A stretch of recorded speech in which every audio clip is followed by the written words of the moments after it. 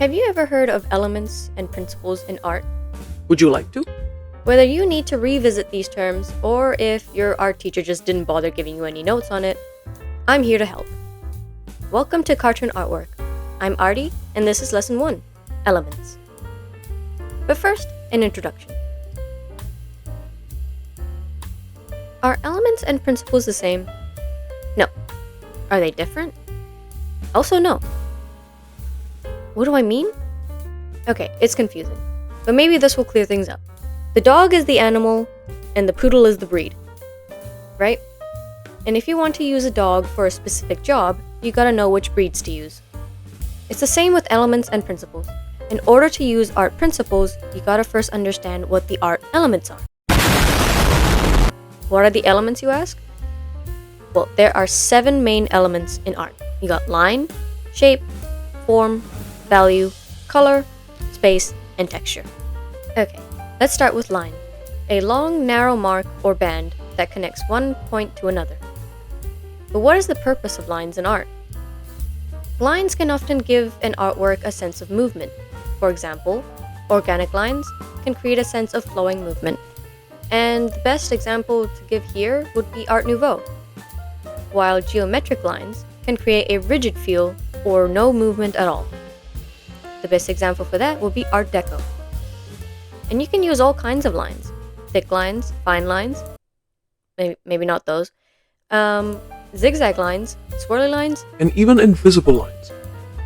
Now, invisible lines or implied lines are deliberately designed to lead the viewer's eye around an artwork, like these. See how they use specific things, like say trees, branches, roads, to lead you and your eye around the artwork without actually seeing any visible lines. It's an element that's quite easily overlooked. I mean, you'd be surprised by how many lines artists use. No, not that kind of line. Okay, on to shapes. Now this is an element that is two-dimensional, flat, or limited to height and width. Pretty self-explanatory. A good example of an artist that uses this element a lot is Henri Matisse, with his paper cutouts. Look at all those chickens! And now form. This, on the other hand, is three-dimensional and encloses volume, includes height, width, and depth. These are things that turn a square into a cube, a circle into a sphere, a triangle into a pyramid, and a rectangle.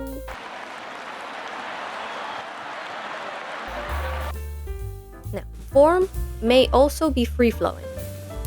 Sculptors, architects, fashion designers are the best people that use this element. But this is where most people get confused. Why can't we just combine shape and form into one element? In other words, what makes them different? Good question. In fact, give yourself a pat on the back for being curious. Now here's why they are different. Shape, as we discussed earlier, will always be two-dimensional, flat, and usually will have an obvious outline or border. It's the simplest form of, form.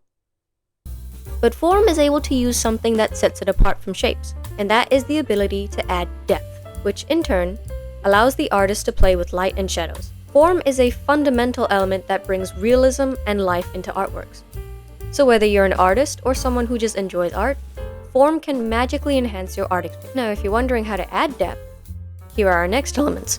Another one. Value. No, I'm not talking about money. I'm talking about the lightness or darkness of tones or colors. Now, white is the lightest value. It's also called highlights. Black is the darkest, or called shadows. And the values halfway in between of these extremes are called middle gray or midtones. Another one. And now, color. This is the one that everyone knows. It's an element of art made up of 3 properties: hue, value, and intensity, also known as saturation. Hue is the name of the color. Value is the hue's lightness and darkness when white or black is added. And then intensity, or saturation, is the quality of brightness and purity. Basically, if the color is strong and bright, or if it's faint and dull. Pretty simple. But if value falls under color, why is it a separate element? Another great question. Give yourself another pat on the back. Now, when it comes to your paintings, value has a far more structural strength than color. The colors you choose actually don't matter all that much when it comes to how your paintings are organized and laid out. I mean, this isn't to say that color is just not important at all. I am sorry. But color will still play a very significant physiological and psychological role. Value, on the other hand, is the bone structure to every art piece. A way to really understand value is to use charcoal and graphite to sketch without color at all. Drawing this way will force you to think in terms of light and dark, taking away the complexity of color. And now, space. Just kidding.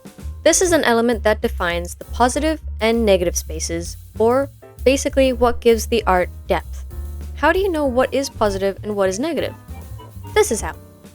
Basically, the subject you want the audience to focus on, i.e., a portrait's face or figure, a still life painting of fruits, perhaps, or trees in a landscape painting. These are subjects or regions of interest, and they are positive space. The area surrounding the work's subject or the background is known as negative space. But sometimes space can become a bit of an illusion. It's kind of a double-edged sword, as it makes things a little more complicated, but also more fun to work with. And now texture. Now this is an element of art that describes how something may seem or feel if you were to touch it. By giving the impression of three-dimensional surfaces and forms that are tangible to touch, texture gives an artwork a more tactical quality.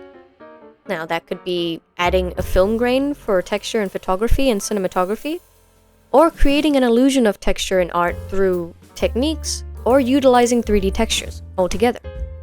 And that was it. That was all 7 of the main elements. We all made it. Good job.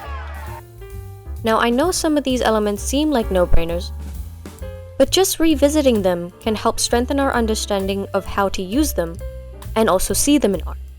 It can also give us the boost we need to further improve it too.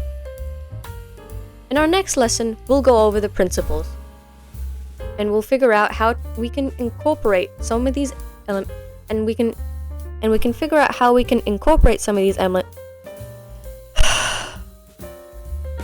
And we can figure out how we can incorporate some of these elements. But for now, like, comment down your favorite element, and subscribe. As always, good luck with your art. Another one.